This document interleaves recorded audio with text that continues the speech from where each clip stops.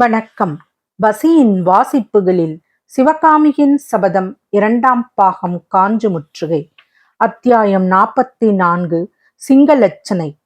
மறுநாள் பொழுது விடிந்து சூரியன் வானவெளியில் 2 நாழிகை பிரயாணம் செய்திருந்தும் மண்டபப்பட்டு கிராமத்து வீதிகளில் ஜன நடமாட்டமும் கலகலப்பும் இல்லை. 2 நாளாக இரவில் நடந்த களியாட்டங்களில் ஈடுபட்டதனாலும் எதிர்பாராத விந்தை சம்பவங்களினால் உள்ள கிளர்ச்சியடைந்து தூக்கமின்றி இரவு நேரங்களை கழித்ததனாலும் அந்த கிராமவாசிகள் அன்று காலை கொஞ்சம் மந்தமாகவே இருந்தார்கள். பல வீடுகளில் வாசற்கதவுகள் இன்னும் திறக்கப்படாமலே இருந்தன. திருநாவுக்கரசர் மடத்து வாசற்கதவும் அவ்வாறு உட்புறம் தாழிடப்பட்டுத்தான் இருந்தது. ஆனால் உள்ளே பேச்சு குரல் கேட்டது. குண்டோதரன், சத்ருக்கனன், வஜ்ரபாகு ஆகிய மூவரும் அந்த வேளையில் மடத்து வாசலுக்கு வந்தார்கள். குண்டோதரன் கதவை இடித்தான். உள்ளே கேட்டுக்கொண்டிருந்த பேச்சுக்குரலின் சத்தம் உடனே நின்றது. மனிதர் நடமாடும் சத்தமும் கதவுகள் திறந்து மூடப்படும் சத்தமும் கேட்டன. பிறகு வாசற்கதவு திறந்தது. ஆயனார் வெளியிலே வந்து, நீதானா குண்டோதரா? ராத்திரியெல்லாம் எங்கே போயிருந்தாய்? உன்னை நம்பினால் என்று சொல்லிக்கொண்டு வந்தவர் வஜ்ரபாகுவையும் சத்ருக்கனையும் பார்த்துவிட்டு, இவர்கள் யார் என்று கேட்டார். நேற்றிரவு 2 பேர் வந்திருந்தார்கள். சிற்பக்கலையில் ஊக்கம் உள்ளவர்கள் என்று சொன்னேனே, அவர்கள்தான். ராத்திரியெல்லாம் இவர்களை தேடி கடைசியில் பொழுது விடியும் சமயத்தில் கண்டுபிடித்தேன். தங்களை பார்க்க வேண்டும் என்று சொன்னபடியால் அழைத்து வந்தேன் என்றான் குண்டோதரன். அப்படியா? உள்ளே வாருங்கள். அம்மா சிவகாமி, மனை எடுத்து போடு என்றார் ஆயனார். ஆயனாருக்கு பின்னால் நின்று சிவகாமி உடனே மனைகளை எடுத்து போட்டாள். ஆயனாரும் வந்தவர்கள் இருவரும் உட்கார்ந்தார்கள். சிவகாமியை வற்புறுத்தி உட்காரச் சொல்லியும் அவள் உட்காரவில்லை. புதிதாக வந்த இருவரையும் ஆவலுடன் மாறி மாறி பார்த்து கொண்டிருந்தாள். உங்களை பற்றி குண்டோதரன் சொன்னான், சிற்பத்தில் ஆர்வம் உள்ளவர்கள் என்று. உங்கள் இருவருக்கும் எந்த ஊரோ என்று ஆயனார் கேட்டார். குருவே, என்னை தெரியவில்லையா என்றான் சத்ருக்கனன். தெரியவில்லையே அப்பா. நீ எப்போதாவது என்னிடம் சிற்பம் கற்றுக்கொண்டாயா என்ன? ஆம் ஐயா. சிவகாமி அம்மையை வேணுமானால் கேளுங்கள், அவருக்கு ஞாபகம் இருக்கும். ஆமாம் அப்பா. 2-3 நாள் இவர் உங்களுடைய சீடராக இருந்தால் என்றாள் சிவகாமி. என் அதிர்ஷ்டம் அப்படி. நான் வந்த சில நாளைக்கெல்லாம் தாங்கள் மாமல்லபுரத்துக்கு போனீர்கள் என்றான் சத்ருக்கனன். பிறகு கொஞ்ச நாளைக்கெல்லாம் எல்லா வேலையும் நின்றுவிட்டது. இந்த பாழும் யுத்தம் எதற்காக வந்ததோ, எப்போது முடியப் போகிறதோ தெரியவில்லை என்று ஆயனார் கூறி பெருமூச்சு விட்டார். இன்னும் கொஞ்சம் பொறுமையாக இருங்கள் ஆயனாரே. யுத்தம் சீக்கிரத்தில் முடிந்துவிடும். தாங்கள் பழையபடி தங்கள் அரண்ய வீட்டுக்கு போகலாம் என்றார் வஜ்ரபாகு. அந்த குரலை கேட்டதும் ஆயனார் சிறிது திடுக்கிட்டவராய் வஜ்ரபாகுவை உற்று நோக்கி, ஐயா, தாங்கள் யாரோ என்றார். என்னை நிஜமாகவே தெரியவில்லையா ஆயனாரே? பார்த்த ஞாபகமாய் இருக்கிறது. அப்போது சிவகாமி தந்தையின் அருகில் வந்து அவருடைய காதோடு, சக்கரவர்த்தி அப்பா, தெரியவில்லையா என்றாள். ஆயனர் அளவிட முடியாத வியப்புடன் ஒரு கணம் வஜ்ரபாகுவின் முகத்தை உற்று நோக்கினார். பின்னர் அவசரமாக பீடத்தை விட்டு எழுந்து, பிரபு, இது என்ன வேஷம்? அடையாளமே தெரியவில்லையே என்றார். வேஷம் போடும் கலையில் என்னுடைய சாமர்த்தியம் இப்போதுதான் எனக்கு திருப்தி அளித்தது. போர்க்களத்தில் புலிகேசியின் முன்னால் நின்று தூது சொல்லிவிட்டு திரும்பிய போது கூட இவ்வளவு திருப்தி எனக்கு உண்டாகவில்லை என்றார் மகேந்திரர். ஆயனார், பல்லவேந்திரா, குண்டோதரன் நேற்றிரவே என்னிடம் சொன்னான். யாரோ இருவர் வந்திருக்கிறார்கள். அவர்கள் இந்த கிராமத்து பாறைகளை பார்த்துவிட்டு கோயில் அமைப்பது பற்றி பேசினார்கள் என்று. உடனே தங்களுடைய ஞாபகம் எனக்கு வந்தது. அப்படிப்பட்ட சிற்ப மனோ கற்பனை உள்ளவர்கள் நம் சக்கரவர்த்தியை தவிர யார் உண்டு என்று எண்ணினேன். கடைசியில் தாங்களாவே இருக்கிறீர்கள். பிரபு, இந்த ஏழை சிற்பியை பார்ப்பதற்காக இவ்வளவு தூரம் தேடி வந்தீர்கள்.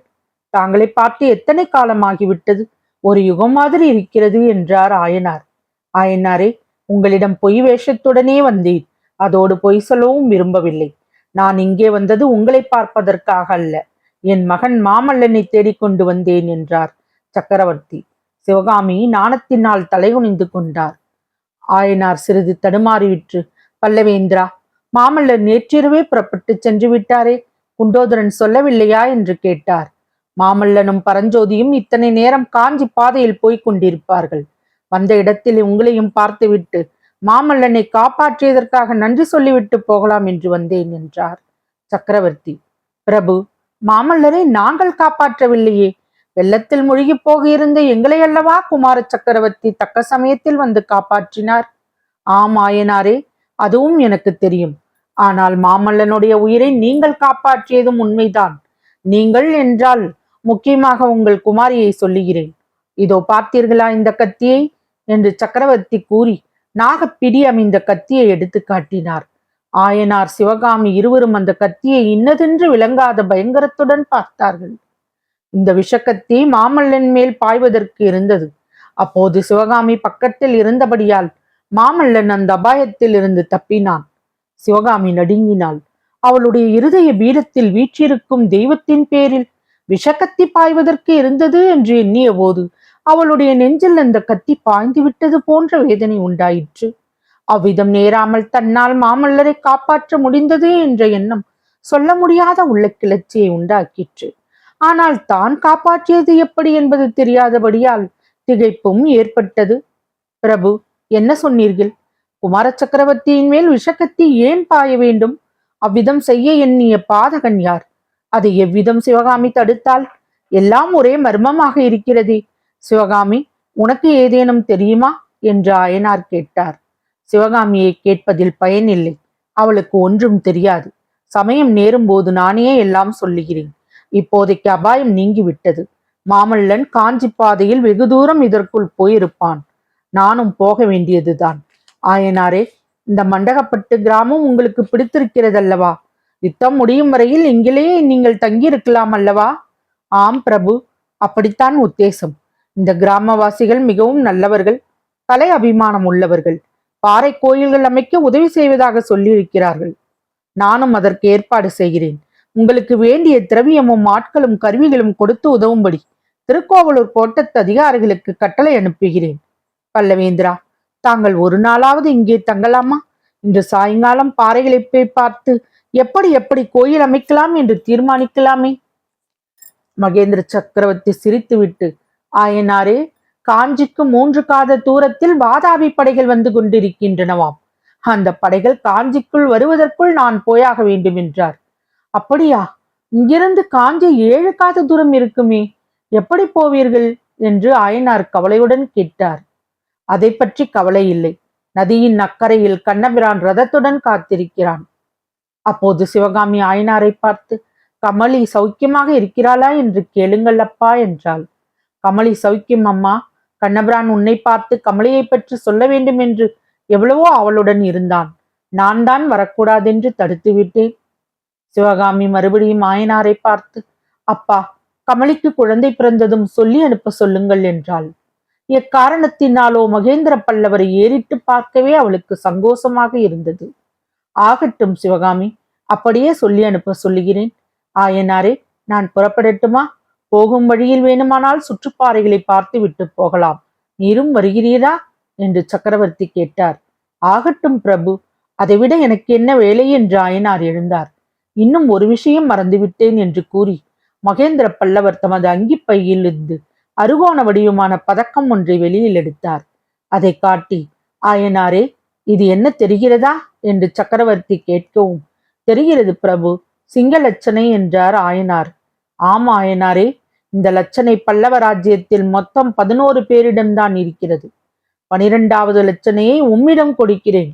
இதை காட்டினால் இந்த பல்லவ சாம்ராஜ்யத்தின் எந்த மூலை முடுக்கில் உள்ள அதிகாரியும் நீர் விரும்பியதை செய்வார். எந்த கோட்டை கதவும் உடனே திறக்கும். இதை வைத்துக்கொண்டு என்னையும் மாமல்லனையும் எந்த நேரத்திலும் பார்க்கலாம். இந்த யுத்த காலத்தில் உம்மிடம் இது இருக்கட்டும் என்று கொடுக்கின்றேன். சர்வ ஜாக்கிரதையாக வைத்துக் கொள்ளவும்.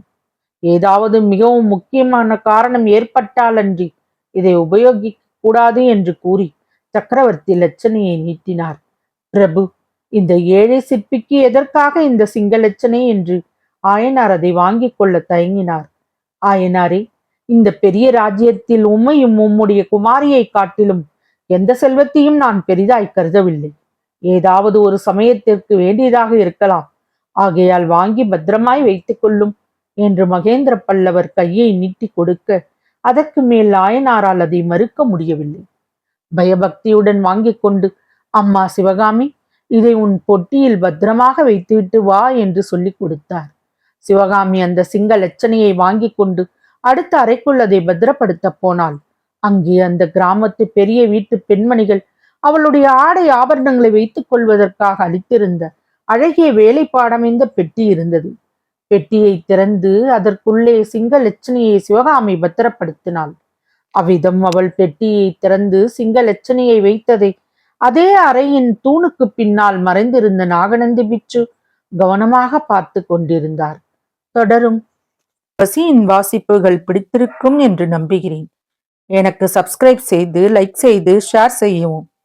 தங்களின் மேலான கருத்துக்களை கமெண்டில் பதிவிடவும். அதுவே எனக்கு உற்சாகமூட்டும். நன்றி.